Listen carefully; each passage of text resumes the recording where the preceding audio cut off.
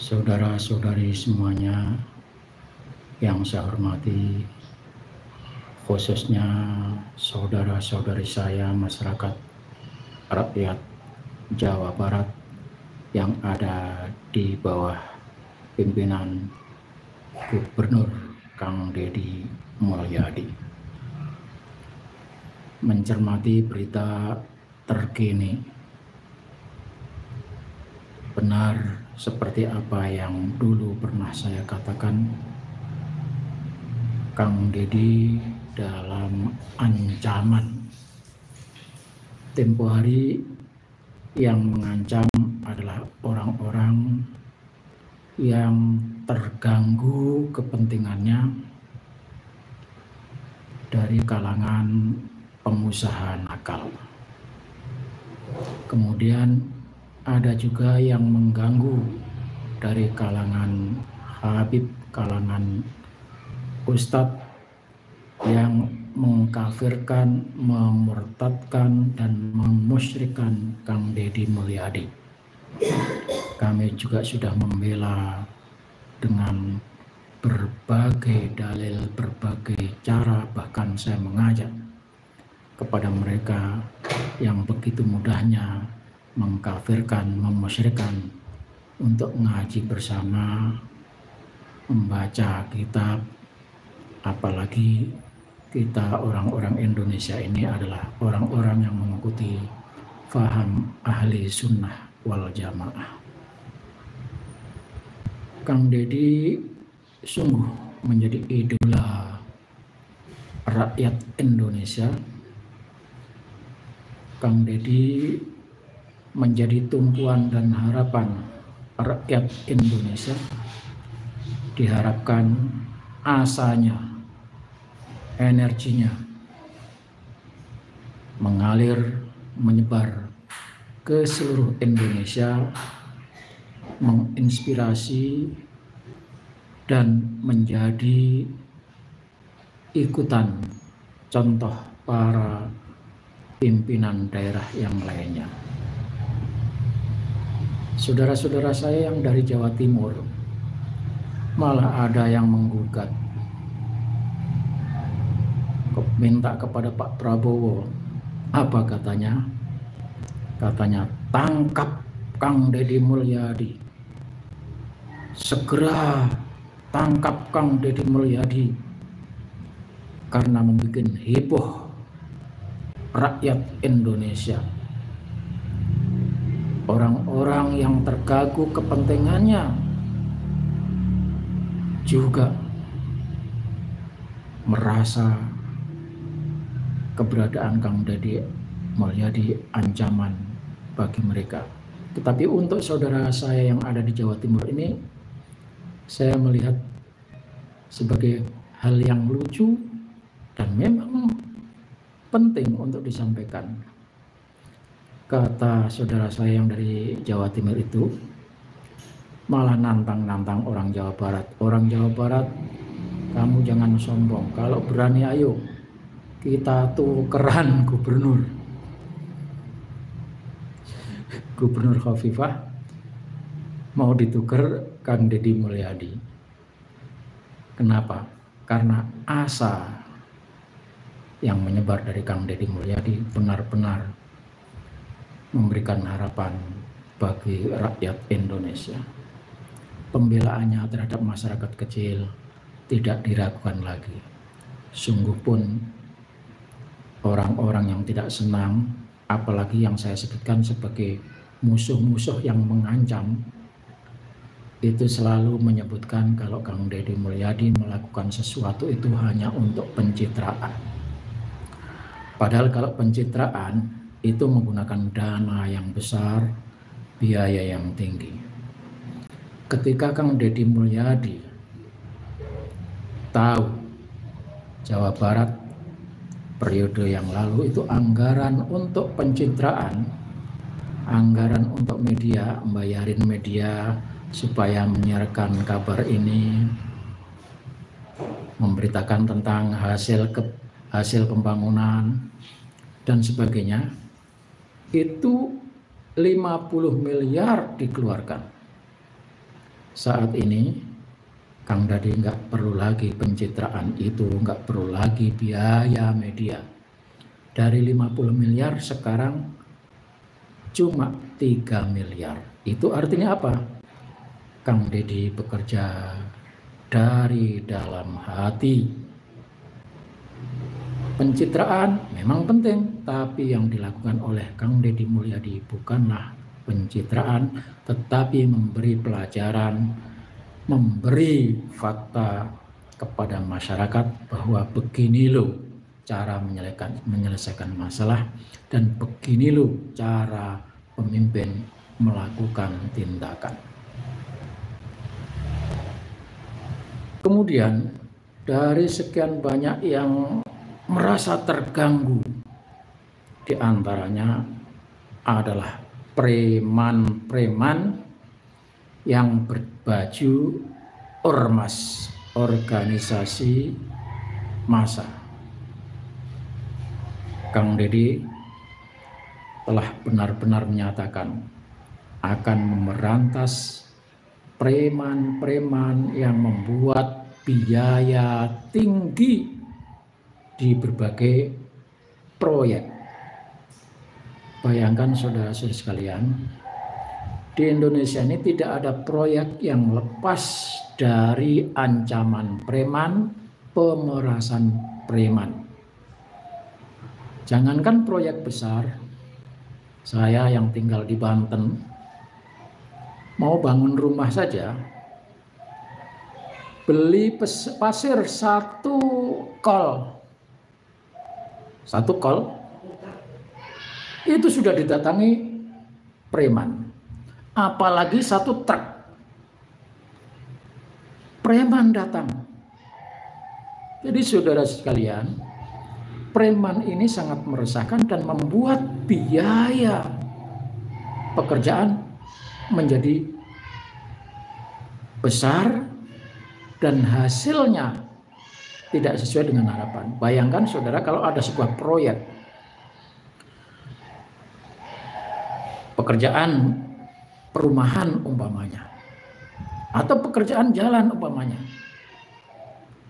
di situ ormas-ormas yang berbaju, entah ada yang baju loreng, baju merah, baju kuning, atas nama ormas, mereka langsung menyodorkan nilai angka, bukan lagi minta dengan penuh keikhlasan. Itu dalam proyek. Belum lagi hal-hal yang lain, seperti saya katakan tadi, bangun rumah. Bukan bangun rumah, renovasi, bikin kanopi, itu didatangi preman. Lain lagi kalau bangun rumah, tanah baru, atau rumah dirobohkan lalu dibangun baru, sudah dipastikan itu preman-preman pasti berdatangan.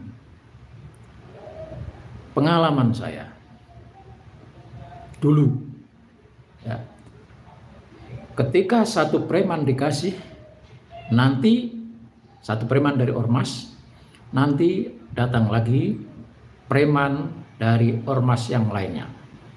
Sudah 2. Datang lagi preman dari ormas yang ketiga.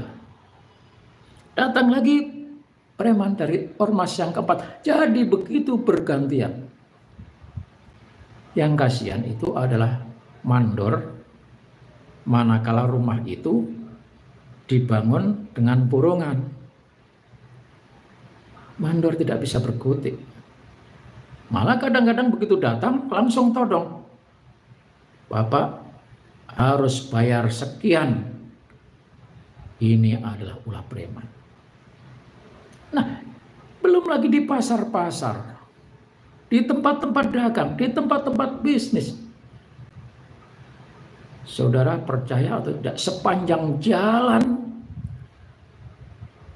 mulai dari warung rokok sampai kafe, semuanya tidak terlepas dari kelakuan para preman. Dan lucunya preman-preman ini kadang-kadang dengan menggunakan dalil-dalil agama. Nah, Kang Deddy begitu tahu preman mengaco, membuat ekonomi, membuat proyek berbiaya tinggi, masyarakat resah, maka Kang Deddy menyatakan siap membersihkan preman-preman yang memalak itu. Saudara sekalian, atas pernyataan itulah maka organisasi-organisasi yang mengumpulkan para preman tidak terima ada yang menantang Kang Deddy Mulyadi. Bagi saya, Kang Deddy Mulyadi, jangan takut, rakyat ada di belakang sampean. Rakyat ada bersama Kang Deddy Mulyadi. Tangkap itu preman-preman. Masa pemerintah kalah dengan preman? Tetapi dengan fakta yang ada, saya kadang-kadang juga berpikir, jangan-jangan preman ini memang dipiara.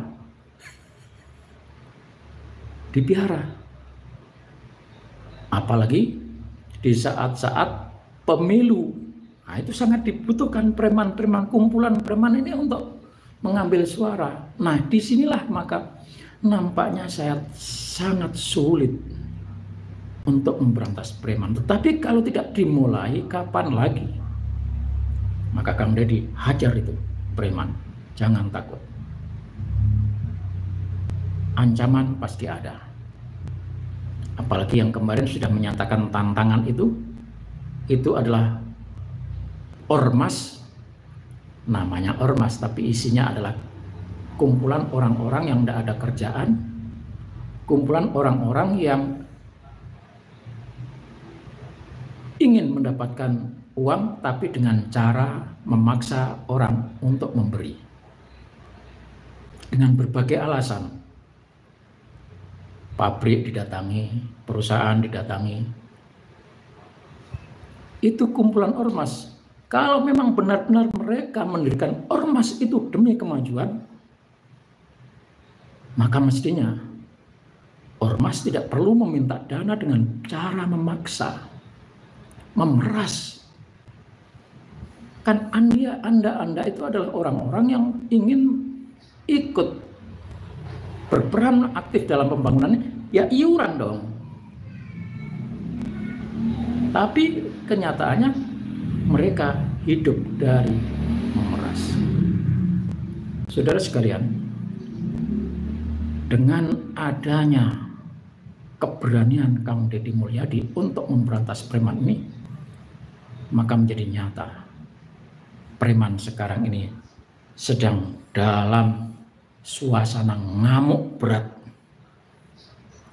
Ini ada video di mana ormas nantang Kang Deddy Mulyadi. Kita sebagai ormas juga akan buat satgas untuk mengawasi pemerintah, mengawasi aparat penegak hukum yang juga di dalamnya banyak oknum-oknum preman. Jadi keseimbangan ini akan dijelaskan bersama. Kita sinergi dengan pemerintah, kita sinergi dengan TNI Polri. Ya. Kalau pemerintah dan TNI Polri bekerja dengan baik memberantas oknum-oknum, pakai baju ormas kah, pakai apapun yang diberantas, kita juga sebagai masyarakat ikut mengawasi, memberantas oknum-oknum pemerintah, oknum-oknum aparat yang berlaku preman. Insya Allah nanti kita akan aman dan percaya.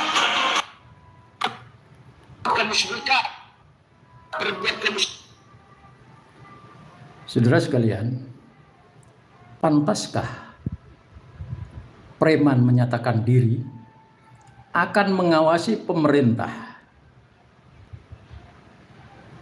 Dalam aturan mana? Undang-undang mana ada preman mengawasi pemerintah? Preman ikut mengawasi jalannya roda pemerintah. Rakyat Indonesia memang secara keseluruhan mengawasi, menyampaikan, tapi dalam konteks ini nyata-nyata ini preman yang mau diberantas, tetapi sok merasa bahwa mereka punya peran seakan-akan melebihi dari peran pemerintah. Padahal pemerintah punya aparat, punya kejaksaan, punya kepolisian, punya hakim, ada inspektorat yang mengawasi. Apa yang diawasi oleh preman ini? Ini preman harus dibuang, ini harus dibersihkan. Ini otaknya sudah otak kepengen mendapatkan sesuatu, tetapi dengan cara tidak mau bekerja secara profesional. Saudara-saudara sekalian, ini adalah contoh preman yang berbaju loreng tadi. Dan katanya pengurus preman model kayak gini inilah yang melakukan pemerasan, melakukan penyerobotan, melakukan pemalakan, dan masyarakat biasanya tidak berani melawan, melaporkan pun tidak berani. Jadi saudara sekalian, belum lama hari Jumat yang lalu, katanya beritanya adalah preman pengurus ormas dilaporkan melakukan penyerobotan tanah dan melakukan penganiayaan, dilaporkan ke polisi, proses verbal, dilakukan panggilan sampai 2 kali tidak datang, maka polisi harus jemput paksa. Ketika terjadi jemput paksa itulah preman dengan pengaruhnya mengerahkan anak buahnya melakukan penyerangan kepada polisi. Apa yang terjadi di Depok inilah kondisi 14 polisi usai diserang dan mobil dibakar saat bekuk ketua ormas. Ini ternyata kasusnya. Belasan orang polisi yang menangkap seorang ketua ormas berinisial TS diserang massa hingga mobilnya dibakar di Depok. Peristiwa yang terjadi pada Jumat 18 April 2025 dini hari ini berawal dipicu oleh TS yang melawan saat hendak ditangkap hingga menimbulkan kegaduhan. Warga yang mendengar itu langsung membantu dengan menyerang mobil polisi. Satu mobil polisi bahkan dibakar massa dan satu mobil lainnya dirusak dan digulingkan di tengah jalan. Lantas kasus apa yang menjerat ketua ormas berinisial TS ini? Kasat Reskrim Polres Metro Depok AKBP Bambang Prakoso mengatakan bahwa TS ini sebelum dijemput paksa sudah dipanggil polisi. TS sudah 2 kali tidak memenuhi panggilan polisi, sampai akhirnya 14 orang polisi menjemputnya di kediamannya di kawasan Cimanggis menggunakan 4 mobil. Ada 2 kasus yang ditangani polisi terkait ketua ormas TS di Depok ini. Saat penyerangan terjadi, polisi berhasil mengamankan TS untuk dibawa ke kantor polisi. Saat meninggalkan lokasi, 4 mobil polisi dikejar massa warga yang mengamuk. Beruntung mobil yang membawa pelaku berhasil tiba di kantor kepolisian sekitar pukul 2 waktu Indonesia Barat meski sempat terhalang portal lingkungan tempat tinggal pelaku. Sementara 3 mobil lainnya berhasil dikejar dan langsung diamuk massa. Ketiga mobil polisi itu dirusak menggunakan balok kayu hingga membuat kaca jendela mobil pecah. Kemudian 1 unit mobil polisi dibakar dan 1 mobil lainnya digulingkan di tengah jalan. Beruntung dalam kejadian ini para anggota polisi yang bertugas itu tidak terluka parah. Kita sebagai ormas, kita sebagai ormas. Saudara sekalian, begitulah yang terjadi. Memang ini saya punya pengalaman, saudara. Ternyata memang tokoh-tokoh ormas yang pekerjaannya memalak, mengambil pungutan dari perusahaan-perusahaan atau dari proyek-proyek, itu memang orangnya bisa dilihat di tengah-tengah masyarakat dianggap sebagai tokoh masyarakat. Dianggap sebagai tokoh masyarakat, lalu karena ditokohkan, maka masyarakat yang ada di sekitar ketika ada kegiatan-kegiatan, tokoh ini, preman ini memang sosialnya tinggi, banyak membantu. Nah, mungkin karena itulah, maka ketika ini orang berteriak, sementara warga tidak tahu persoalannya, dia hanya menyatakan bahwa dirinya sedang dizalimi polisi, umpamanya, maka warga pun bergerak karena selama ini dianggap preman ini adalah tokoh. Bahkan saya punya teman seorang ustadz dari PT IKI di daerah sono, pokoknya daerah antara Bintaro sampai Ciputat lah. Itu tokoh preman menjadi ketua ormas untuk wilayah. Memang perhatiannya luar biasa terhadap masalah lingkungan. Tetapi bagaimanapun juga apa yang dilakukan, dari hasil nyolong, dari hasil rampok, dari hasil memeras, sungguh pun dibuat membantu orang lain. Saya tidak yakin apakah ini dibenarkan agama atau tidak. Tetapi masyarakat hanya melihat kebaikan di satu sisi, tetapi tidak melihat kejahatan yang dilakukan di tempat yang lainnya. Sampai tokoh ormas, tokoh preman tadi kepada ustadz, seorang ustadz bilang, Pak Ustadz, nanti kalau ada masalah apa-apa ya, misalnya dikerjain orang, laporin saya. Begitu. Nah, orang-orang itu biasanya jadi andalan di sekitarnya. Nah, sementara masyarakat sekitar tidak tahu bahwa sesungguhnya yang dilakukan adalah bertentangan dengan agama, juga bertentangan dengan hukum yang berlaku di Indonesia. Begitulah saudara-saudara sekalian, preman-preman yang ada di Indonesia ini. Yang pasti mereka memang mengatasnamakan ormas. Ormas. Di daerah saya Ciledug ini ada beberapa ormas. Hampir setiap waktu, setiap saat tawuran. Rebutan apa? Rebutan lahan.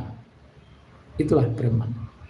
Nah, di sini tidak ada yang bisa menyelesaikan. Maka kami mengharap dimulai dari Kang Deddy Mulyadi ini, maka pemerintah daerah yang lainnya bisa mengikuti apa yang dilakukan oleh Kang Deddy Mulyadi. Siapapun yang akan melawan Kang Deddy Mulyadi pasti akan dilibas oleh derasnya ombak, oleh bah yang datang, karena saat ini rakyat yang mendukung Kang Deddy Mulyadi ibarat banjir bandang yang tidak bisa dikendalikan. Maka siapapun yang mencoba menghalang-halang Kang Deddy akan dilibas oleh masyarakat itu sendiri. Semoga yang sedikit ini bisa memberikan informasi, setidak-tidaknya kepada saudara-saudara saya, ikut membantu. Ya, berdoalah. Semoga perubahan ini dimulai dari kepemimpinan Kang Deddy Mulyadi. Billahi taufiq wal hidayah wal ridha wal inayah. Wassalamualaikum warahmatullahi wabarakatuh. Terima kasih kepada Kang Puat Mulyadi. Nah, terima kasih Pak. Kemudian Halimah Hamid, bubarkan ormas. Ya, betul itu.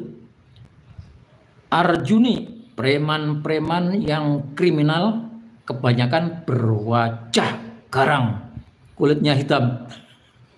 Ini dari Indonesia Timur mungkin yang digambarkan itu. Jegal pemimpin negeri yang berjuang untuk negeri rakyat ikut berjuang jaga stabilitas nasional. Terima kasih Kang Abata. Baik, mohon pamit, mohon undur diri. Terima kasih, semoga di lain kesempatan kita bisa berjumpa lagi. Dadah.